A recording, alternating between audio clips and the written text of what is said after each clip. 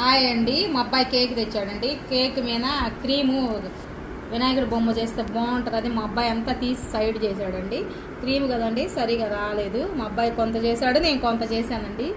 ఇదిగండి, ఇది కిరీటం అంటండి, ఇవి కళ్ళు, ఇది తొండం అంటండి, ఇది వినాయకుడు లడ్డు, ఇవేమో దీపారాజు కుందులు. ఇదిగోండి ఎలికండి, ఇక్కడ ఎలిక్ క్రియేట్ చేశాడు మా అబ్బాయి. చక్కరగా రాలేదు. నేను కొంచెం చేశాను, అంటే అంటుకుంటుంది కదండి, కొంచెం ఏదో తృప్తి కోసం చేసామండి. కానీ అది చూస్తే, దృష్టి పెట్టి చూస్తే బాగానే ఉందండి. అయితే కలర్గా క్రీముతో బ్రెడ్తో చాలా బాగా, మాకైతే బాగా నచ్చిందండి వినాయకుని ఇలా చేయాలని. అంటే మేము ఇంట్లో కూడా పూజ చేస్తాము, కానీ మా అబ్బాయికి ఇలా డౌట్, ఇలా ఐడియా వచ్చింది ఇలా చేద్దామమ్మా అని. పైన క్రీమ్ వరకేసి తీసేసి చేసేసామండి. మామూలు ప్లెయిన్ బెడ్ తినేశారు పిల్లలు.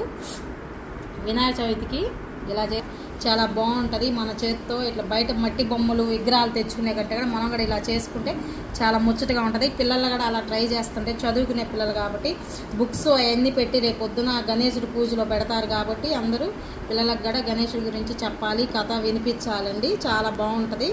వాళ్ళకు కూడా మంచిగా దేవుడి భక్తి కూడా ఉన్నట్టు ఉంటుంది, తెలుసుకుంటూ ఉంటారు.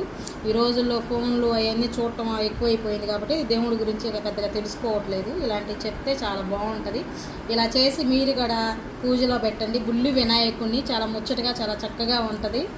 మీరందరూ కలిసి మా వినాయకుడికి ఒక లైక్ కొట్టండి, షేర్ చేయండి. జై గణేష్, అందరు నమస్కరించుకోండి. ఇంతేనండి, బాయ్.